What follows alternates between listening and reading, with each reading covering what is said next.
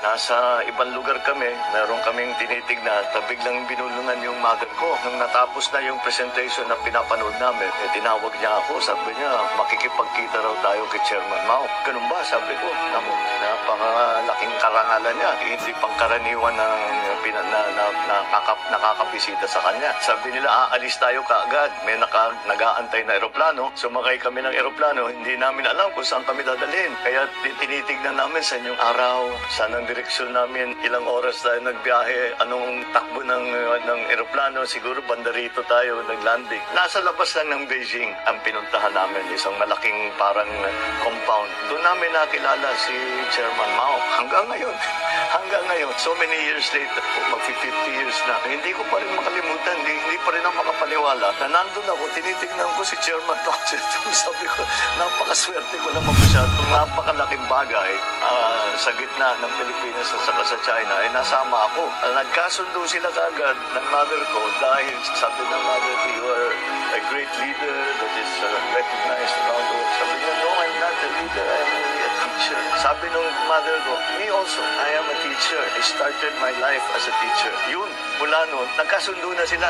Napasarap na yung kwentuhan, tinatanong niya kung paano na sa Pilipinas, in-explain niya kung bakit inutusan niya si Premier Zhou Enlai na imbitahin ang delegasyon galing sa Pilipinas. Dahil daw, mahalaga na ang mga magkapitbahay ay dapat magkakilala, kailangan na may usapang maganda dahil naman para maayos ang patakbo dito sa ating lungsod. Halos 50 taon ang nakalipas nung unang binuksan ng China ang kanilang pintuan para sa pakikipagkaibigan sa ating bansang Pilipinas. Naging bahagi ako kahit papano ng makasaysayang pangyayaring iyan. Kasama ang aking ina ay nasimulan ang ating pakikipag-ugnayan sa iba't ibang larangan. Mula sa kalakalan, kultura, turismo at marami pang iba. Ang ating relasyon sa China ay maituturing na napakahalagang bahagi ng ating lipunan at ng ating kasaysayan. Ngayon ako ang tinadhanang maging Pangulo sa susunod na 6 na taon. Isang karangalan at responsibilidad para sa akin ang magpatuloy ng nasimulang magandang samahan. Halos kalahating siglo na ang nakalipas. The Philippines, you and your family have stayed committed to promoting friendship between our two countries. Such friendship is deeply valued by us. We have high hopes for the future of the Philippines and the China-Philippine relationship.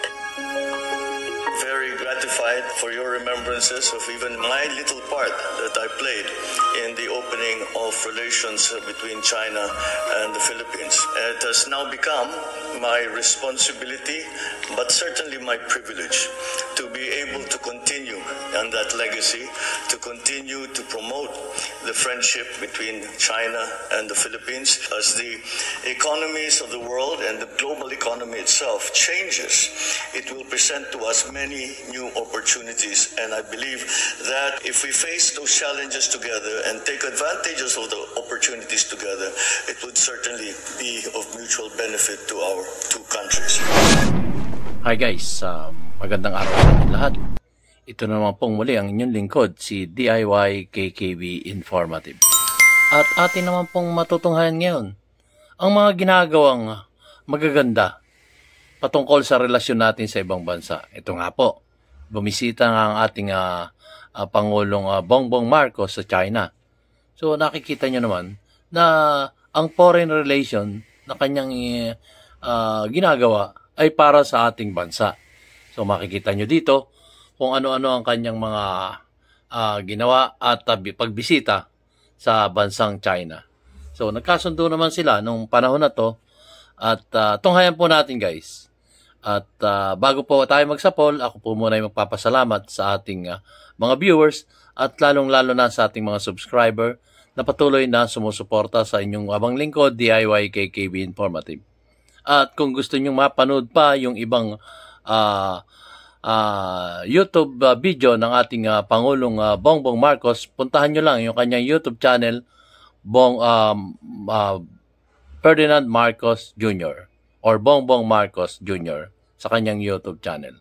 So, maraming salamat po. Simulan na natin kung ano ang kanyang naganap o yung pagpunta niya sa bansang China.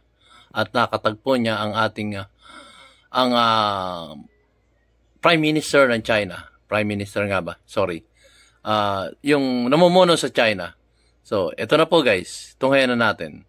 At salamat sa ating Pangulong Bongbong Marcos sa paggawa niya ng mga videos na ito na i-share ko naman sa inyo. So, like and share po guys. O kung gusto niyo mapanood pa nga ang kanyang mga videos, pasyalan nyo lang ang Bongbong Marcos Jr. YouTube channel. Ito na po.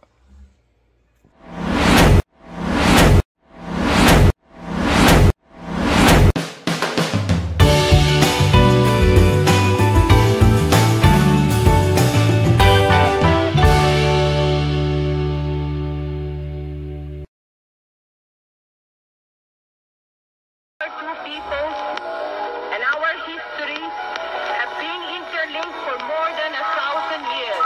Yung pagpunta namin dito noong 1974, alam naman namin na napaka-importante na bisita dahil ito yung unang bisita sa pagpunta sa mainland China, the People's Republic of China. Inanyayahan ang namagpadala ng delegasyon ng Pilipinas sa China nung dating Foreign Minister and Prime Minister na si Premier Zhou Enlai. Hindi namin alam kung ano i-expect dahil walang balitang nanggagaling sa China dahil sarado pa ang China noon. Hindi namin alam kung ano yung madadatnan namin, kung ano yung paano yung mga tao, paano sila mamuhay. Pagdating namin, siyempre nakilala namin, marami kaming nakita, marami kung saan-saan kami dinala. Pinakita sa amin yung mga malalaking project na ginagawa nila. Napakalaking bagay dahil napuntahan pa namin at nakilala namin si Chairman Mao Tse-tung. Pagpunta nga namin, biglaan at very secret. Nasa ibang lugar kami, meron kaming tinitignan at biglang binulungan yung mother ko. Nung natapos na yung presentation na pinapanood namin, tinawag niya ako, sabi niya, makikipagkita raw tayo kay Chairman Mao. Ganun ba? Sabi ko, naku, napakalaking karangalan niya. Hindi pangkaraniwan na nakakabisita sa kanya. Sabi nila, aalis tayo kaagad. May nag-aantay na eroplano. Sumakay kami ng eroplano. Hindi namin alam kung saan kami dadalhin. Kaya tinitignan namin sa inyong araw, saan ang direksyon namin, ilang oras tayo nagbiyahe, anong takbo ng eroplano. Siguro bandarito tayo naglanding. Nasa labas lang ng Beijing ang pinuntahan namin. Isang malaking parang compound. Doon namin nakilala si Chairman Mao. Hanggang ngayon, so many years later, mag-50 years na, hindi ko pa rin makalimutan, hindi pa rin ako makapaniwala na nandun ako, tinitignan ko si Chairman Mao Tse-tung. Sabi ko, napakaswerte ko naman masyadong bata. Itong napakalaking bagay sa gitna ng Pilipinas at saka sa China, ay nasama ako. Nagkasundo sila kaagad ng mother ko dahil sabi ng mother ko, you are a great leader that is recognized around the world. Sabi niya, no, I'm not a leader, I'm only a teacher. Sabi ng mother ko, me also, I am a teacher. I started my life as a teacher. Yun, mula noon, nagkasundo na sila. Napasarap na yung kwentuhan, tinatanong niya kung paano na sa Pilipinas, in-explain niya kung bakit inutusan niya si Premier Zhou Enlai na imbitahin ang delegasyon galing sa Pilipinas. Dahil daw, mahalaga na ang mga magkapitbahay ay dapat magkakilala, kailangan may usapang maganda dahil naman para maayos ang patakbo dito sa ating lungsod. Siguro nandun kami mga isang oras kalahati. Meron kaming picture kasama si Chairman, kaming tatlo, yung mother ko, si Chairman, at saka ako. Di tuwan-tuwa ako dahil may picture ako kay Chairman Mao. Nung lumabas sa international press, tinanggal na ako. Kaya masama ni sub ko kasi sila dalawa lang ni Chairman Mao. Nung riniklamo ko sa Chinese Embassy minsan, hinanap nila yung picture, pinadalan ako ng kopya nung tatlo na kami na kompleto. At kagabi, si President Xi ay binigyan din ako ulit ng isang kopya nung picture na yon. Because when it came out in the international news,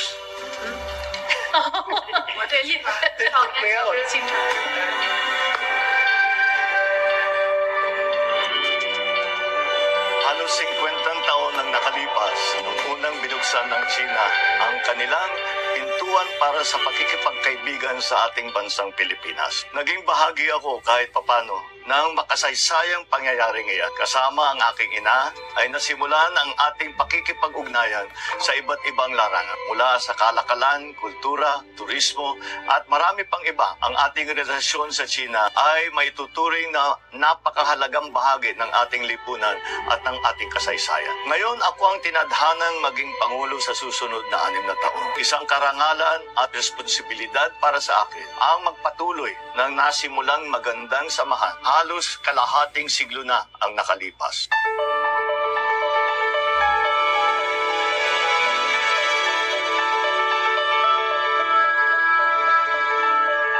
Nandito po tayo ngayon sa aking hotel room dito sa Beijing, People's Republic of China. Kakatapos lang ng lahat ng ating mga engagement, sa ilang minuto lang ay lilipad na rin kami pabalik ng Maynila. Ito ang una nating state visit ngayong taon. Kahit hindi sila kasama sa Asia, tinuturing nating mahalagang kapitbahay ang China dito sa Asia at sa region natin. Naming pagkikita noong pagpunta nila sa APEC, binigyan tayo ng pagkakataon na umupo kahit sandali kasama si President Xi. Nasimulaan na namin ang usapan. Dito sa state visit na ito, yung aming sinimula na usapan ay natuloy na. As a matter of fact, yung mga meeting namin ay karamihan ay lumampas sa oras.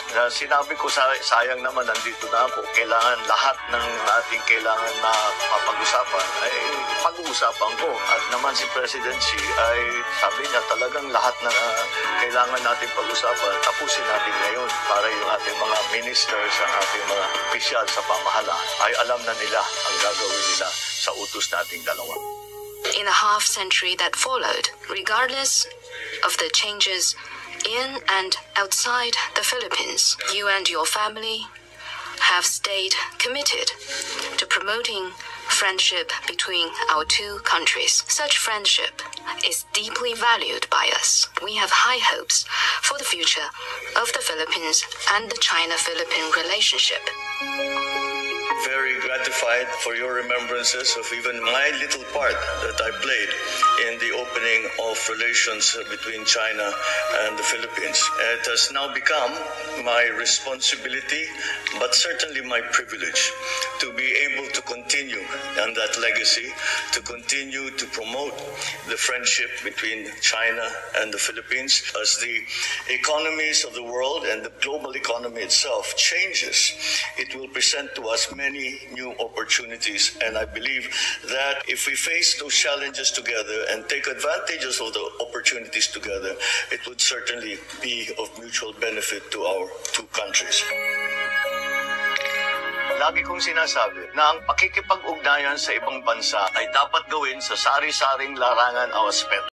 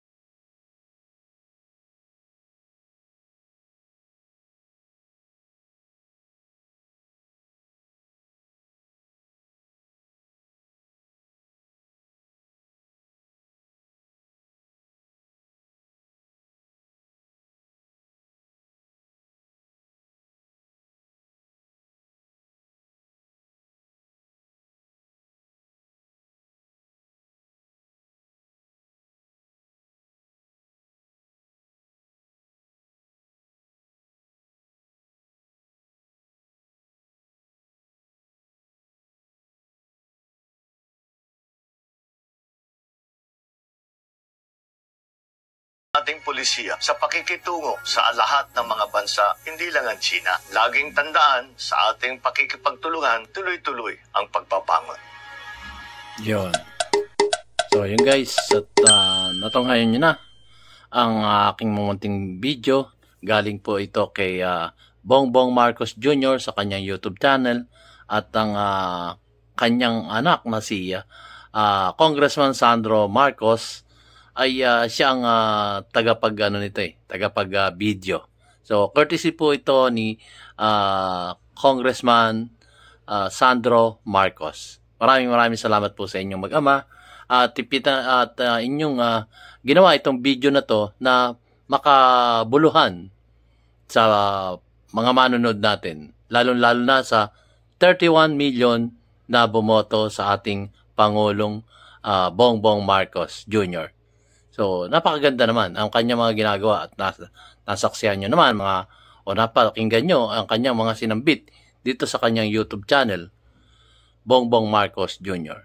So, ganito naman po guys at maraming salamat po at maraming salamat kay Congressman Sandro Marcos sa alam ko siya yung nag-edit nito eh. So, courtesy of Congressman Sandro Marcos Jr. Maraming salamat po guys.